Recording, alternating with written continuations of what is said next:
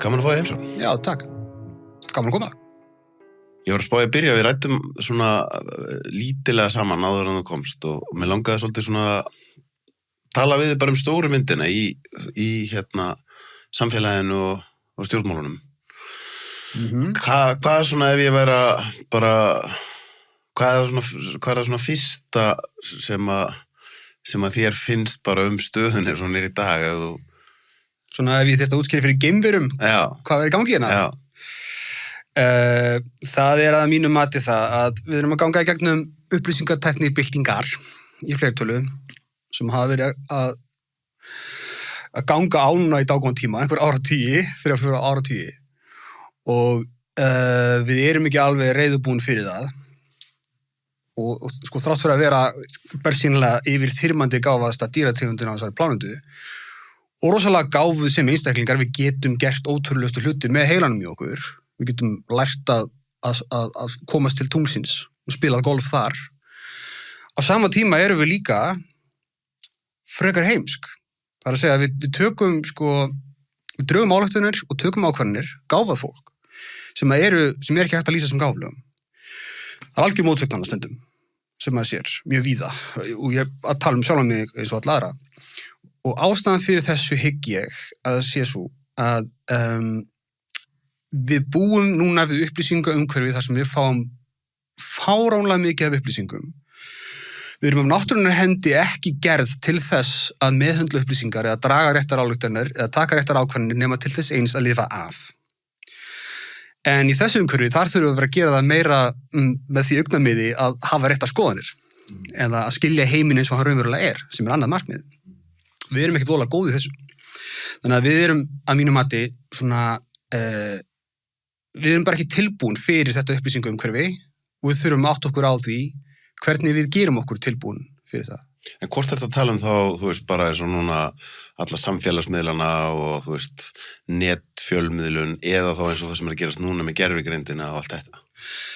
Bæði, ég meina gervigreindin er bara svona ein byltingin með sínar kosti og galla. Í gamla daga, sem við skulum kalla það, 20. öldina og svona, þá í allavega frjálslyndu lýðræðisríki, þá varstu með fjölmiðla og þá fylgdi því ákveðin kostnaður að dreifa upplýsingum. Þú þurftir að hafa til dæmis stúdíó, þú þurftir að hafa útvarpsleyfi sennilega eða prentvél eða eitthvað, þú þurftir að borga eitthvað smá pening, ekkert endilega voða mikið en þú þurftir samt að leggja, þú þurftir inn af hendi nógu mikla vinnu til þess að það krefist einhvers metnaðar. Þannig að það var allavega einhver metnaður á bakvið fjölmiðlun og upplýsingadreifingu almennt. Ekkert endilega voðalega mikill og alls ekkert endilega göfugur. En hann var til staðar. Í dag er það þannig að þú getur dreift upplýsingum án þess að hafa neitt metnað fyrir þeim og þess að það sé neitt kostnaður í því. Þetta er bara í símanum. Þú getur búið til bara útvarpsþátt með símanum. Þú getur bara talað í síman og búið til podcast þannig, skilurðu. Og svo eru podcast sem að ná vinsældum sem að vonandi sína eitthvað metnað. En þetta þýðir það að það getur hver sem er án þess að hafa neitt metnað eða vitað innan einu sagt hvað sem er, við hvern sem er, hvenær sem er. Nú í grundvallaratriðum er þetta jákvætt út frá svona frjálslyndri lýðræðishugsun. En samfélag okkar er ekki byggt fyrir þetta umhverfi. Þú veist, samtölin sem við eigum á kaffihúsum eða við eldhúsborðið, þau hafa ekki mótast í gegnum árana rás með tilliti til þessa raunveruleika. En hvað myndir þú segja ef að ég myndi þá bara svolítið svipað eins og með, það tók mig langan tíma að skoða eins og með fíkniefni, að það var þú veist, fíkniefnalaust Ísland árið 2000 og allt þetta. Það tók mig dálítinn tíma og það var það eiginlega mjög mikið breyting hjá mér þegar ég gerði fréttaskýringa þætti cannabis. Og þá, þú veist, komst ég svo innilega á þá skoðun að lausnin verður aldrei að banna þetta ofanfrá. Lausnin er alltaf að reyna að ala upp einstaklinga sem viljið ekki.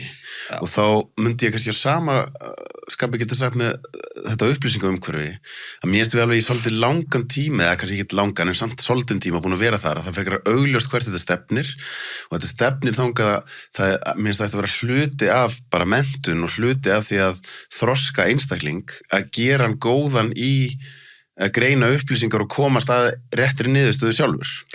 Og það í sjálfur sér gæti þó verið betra heldur en að við vorum hvað maður segja, við förum 4-5 6 áratugi fyrir tíman, það sem það var bara jafnvel ein rödd og hún kom frá ríkinu Já. og það voru bara einu upplýsingandi sem þú fékkst og þær voru jafnvel bara kolrangar, sko. Já, á Íslandi, en svo náttúrulega, fengu íslenski fjölmiðlar eða fjölmiðlinn, upplýsingar utanfrá líka það sem voru aðri fjölmiðlar að segja þar hluti og bækur og alls konar svona. En sko, þetta er alveg rétt. Þetta var þannig, sko, ég þekki fólk sem voru nógu lengi í íslenskum fjölmiðlum til þess að, sko, muni eftir því þegar það var að fara að taka viðtöl við ráðherra og það fekk bréfið fyrirfram hvaða spurningar ráðherrann vildi fá og hvernig þetta ávarspann nice. Svona var þetta, sko, og maður hugsa, er þetta upplýsing og umhverju sem við myndum vilja? Hvílíkur lúksus, maður.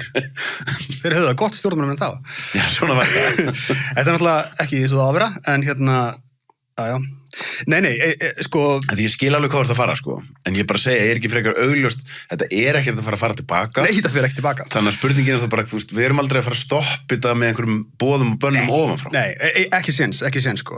Og það mun líklega bara gera það verra, vegna þess að þá ítir að fólki bara yfir í þær áttir, þar sem fólki er reiðubúið til þess að brjóta reglurnar, meira það síður kannski. En sko, þetta er í raun og veru svolítið svona öfugt þetta er sama vandamálið þú kemur til með svona ritskoðun, svona sovjískri ritskoðun einhvers konar, nema það að ástæðan fyrir því að upplýsingarnar eru takmarkaðar er þveröfug. Þú getur sko ímyndað þannig að við höfum búið í samfélagi þar sem að fólk þarf smá ljós til þess að sjá í kringum sig. Nema hvað, að það er alltaf eitthvað ríkisstjórn þarna sem að slekkur alltaf ljósið. Þannig að við búum þennan rétt. Við höfum ljósfrelsi. Við megum hafa ljós. Við megum hafa ljós til þess að sjá heiminn í kringum okkur. Og allt í góðu, svo fáum við þennan rétt og okkur tekst að útfæra hann og framfylgja á honum og þannig að fólk sér og getur tekið upplýstar ákvarðanir og dregið réttar ályktanir umhugsun sinn. Nefnum hvað, svo allt í einu finnur það einhverju upp að það er ekkert mál að búa til bara alveg rosalega sterka ljóskastara sem þú kemur fyrir bara í vasanum og getur bara sveiflað út allt. Og þá koma ýmist ríkisstjórninar eða einhverjir aðrir hagsmunir og bara gera þetta og blinda mann. Í stað þess að fjarlæga ljósið, þá er maður blindaður með því. Þetta er góða punktur, sko. Lausnin er bersýnilega ekki að banna ljósið, þá fáum við bara myrkrið aftur. Einmitt. En fólk þarf einhvern veginn þurfum við að haga, sko, bæði held ég tæknilegum metnaði og bara samfélagslegum metnaði til þess að geta einhvern veginn skilið heiminn okkar í þessu umhverfi. Lausninar við því er ekkert augljósar fyrir mér, en það eru ekki búið bönn, það er alveg ljóst, sko.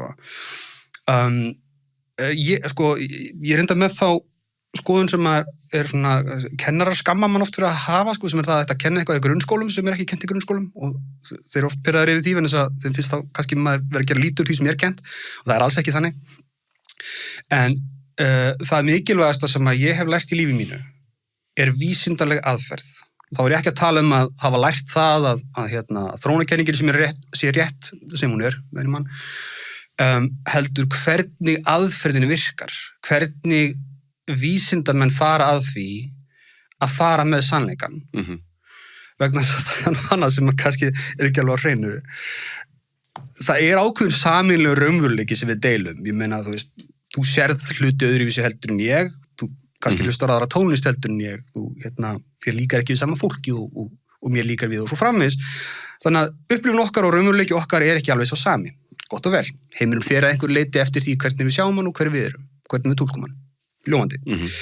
Það er samt annar hluti af tilvist okkar beggja sem er sameiginleg. Algjörlega.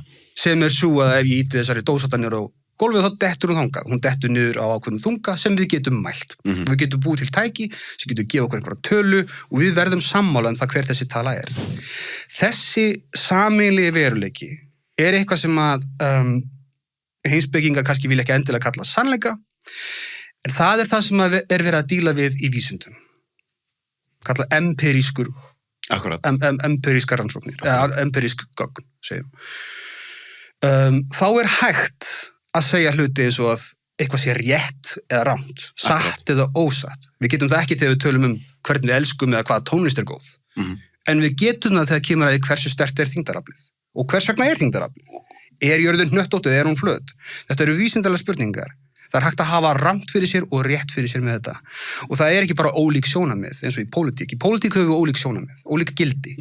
En mér finnst þetta frábæra punktur sem þú ert að koma með, því ég segi eins og þú, þegar ég var í háskólanum, þá var ég að læra sálfræði, en ég tók sem aukafag vísindasögu og það var eitt skemmtilegasta fæði sem ég tók í háskólanum.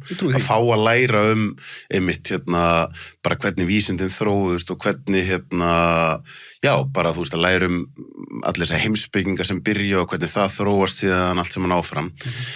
En það sem að trufla mig svolítið á síðustu árum að ákveðin hópur af fólki sem hefur talað mest fyrir því vegum að treysta á vísindi hefur, í fyrsta lagi talið þetta vísindalega sanna, það bara ekki til.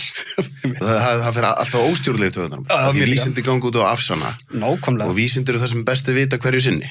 En þú veist, alvöru vísindaleg teóría verður að vera þannig að það sé hægt að afsanna. Nákvæmlega. Annars hún ekki vísindaleg. Nákvæmlega. Þannig að þetta fór svo mikið í mig, sérstaklega eins og í COVID og þessu. Og líka þar til dæmis, að þá var bara því nú ég óbólusettur áhlatur. Okay. Og mér var bara sagt að ég veri hálfviti sem ætti að vera upp í Grímsey. En það var bara svona, þú veist, fyrirgefðu þessar rannsóknir sem ég að sjá varðandi það hversu vel þessar grímur virka. Ég ekki samfæður, sorry, Og þá maður bara strax orðin einhver sem að afneita vísindum. Einmitt. Og það er svona erfitt fyrir mig þarna bara, ég ekki maður sem að veit ekki hvað aðferðafræði Ég ekki maður sem hef ekki skoðað hvað vísindaleg nálgun en þarna bara við erum með eitthvað sem gerist rosalega rætt, hvað sem það eru bóluefni eitthvað, þetta bara virkar. Svo komum við, núna nokkrum árum síðar virkaði þetta alveg svona vel. Þarf ekki svona tíma til að stúdera hluti aftur til þess að gera það vel vísindalega, Þannig að, og þá kem ég kannski að hinum punktunum sem að tala upplýsingaflæðið, ég að taka hérna smá monológ áður en ég hleypi þér að mér svo mikilvægt að þær fjölmiðla stofnanir eða það fjölmiðla fólk sem á að hafa meiri trúverðuleika heldur en bara Jói sem að fer á ChatGPT og býr til einhverjar upplýsingar. Ef það hefur ekki alveg rétt fyrir sér, að þá er rosalega mikilvægt að þú viðurkennir það og gangist við því. Og til dæmis eins og allir þessar umræðum upplýsingaóreiðu og svona, svo ég nefni aftur COVID, þá fannst mér pínu svona, þú veist, ég ger ekki sömu kröfur til fréttastofu RÚV og einhver 17 ára gæja á TikTok. Þannig ef að þið sögðu kannski eitthvað, voruð of fljót á ykkur eða sögðu ekki alveg rétt frá, þá er mjög mikilvægt að leiðréttið ykkur. Þannig að ég trúi því þegar þið farið síðan að tala næsta stríð sem að brjótast út í heiminum. Ég skil COVID náttúrulega voru neyðaraðstæður þar sem á tímabili leit út fyrir þetta væri bara upphafið af endinum á mannkyn. Þannig að, þú veist, ákvarðanir eru teknar í flýti, það eru teknar út frá bara því litla sem við vita á þeim tíma. Ég að tala eftir á. Já, eftir á. Núna höfum við tækifæri ríkið SS til þess að segja, þarna fórum við kannski aðeins fram morgun. Og þá allir konum með ógið á þessu og nenni ekki að hæli. Sem rosalega oft. Ef við skoðum, kannski komum betur en það eftir, hvort sem að það vókbylgjan og annað, að það rosalega oft, þegar ríkið SS nokkrum árum síðar og það hægt að fara að tala hlutin okkur viti, við nennum ekki að tala þetta. Við erum svo þreytt á því. Já, en líka bara, ég held að fólk sé bara almennt þreytt á því að tala hluti vegna þess að þetta orðið svo mikið alltaf. Það er alltaf einhvern veginn, þú veist, alltaf heljarþröm, svo líður það hjá, þá kom eitthvað annað sem á heljarþröm. Ég held að fólk sé bara hundþreytt á upplýsingum. Rétt sem þið röngum, skilur, og vil kannski bara fá aðeins að fá hugan til að anda á milli þess að vera að þurfa að kynnast öllum þessum flóknu vísindalegu viðfangsefnum. En ég hugsa til dæmis að öll umræðan COVID, hún hefði verið betri ef við bara lærðum vísindalega aðferð í grunnskóla og bara til að vera alveg skýr, þá ég að tala sem það þriðja mikilvægasta. Ég ekki að segja, ættum svona henda þín á og til. Ég að tala frá 6 ára bekk, ættu að vera að kenna lestur og starffræði og vísindalega aðferð síðan og síðan eitthvað annað, segjum samfélagsfræði, sögu, náttúrufræði og allt þetta sem að börnin okkar læra. Og ekkert af þessu er ómikilvæg fög, þau eru mjög mikilvæg. En vísindalega aðferð bara svo ofboðslega miklu meira mikilvæg. Hún svo mikið grundvallaratriði til þess að skilja allt hitt. Og samtali sem ég og þú til dæmis hefðum átt bólusetningar og COVID á þessum tíma vitandi það, við erum báðir allavega með svona grunnskilning á vísindalegar aðferð, hefði verið mjög frábrugðið samtali á milli einhverja tveggja einstaklinga sem að vita ekkert vísindalega aðferð og eru bara í því að skamma hvort annan eða einhvern veginn kenna hinum sammála eða hvað eina. Það myndi bæta umræðuna, það þýðir ekki að við séum alltaf sammála. Vísindir snúast ekki það eru ekkert allir vísindamenn sammála að mér vitandi nokkuð skapaðan hlut. En það svo segir, snýst ekki að sanna, snýst að afsanna. Og svo lifa kenningarnar lengst sem er erfiðast að afsanna, það að segja það sem eru hvað réttastar. Akkurat, það hefur farið óstjórnlegu töðunar á mér, fólki sem vill flagga því að við sko vísindin séu allt og við að treysta sér frá einhverjum sama fólki og í hægri vinstri að tala um eitthvað sem vísindalega sannað.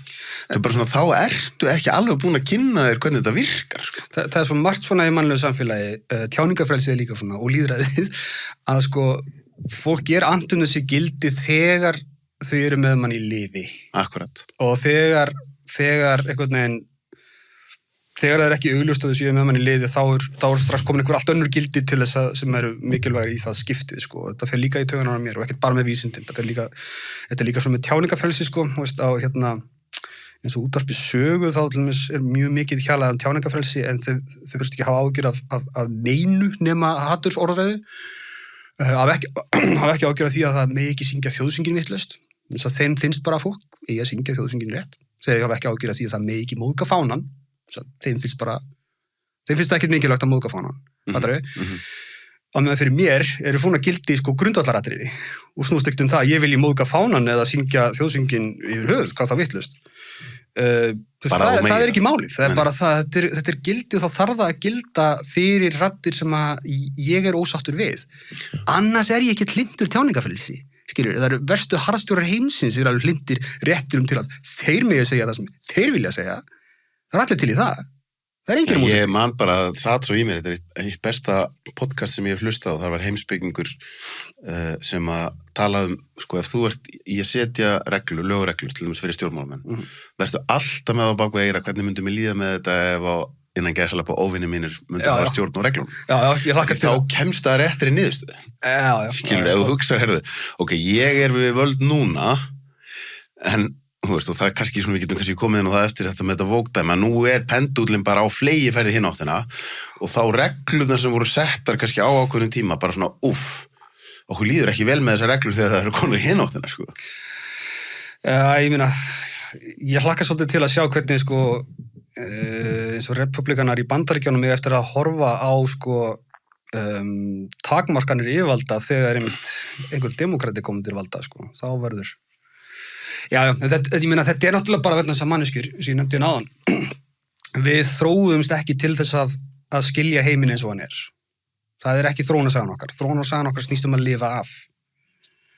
Rétt nú lengi til þess að eignast frjó afkvæmi sjálf, sem þá lifa af og eignast sín eigin frjó afkvæmi.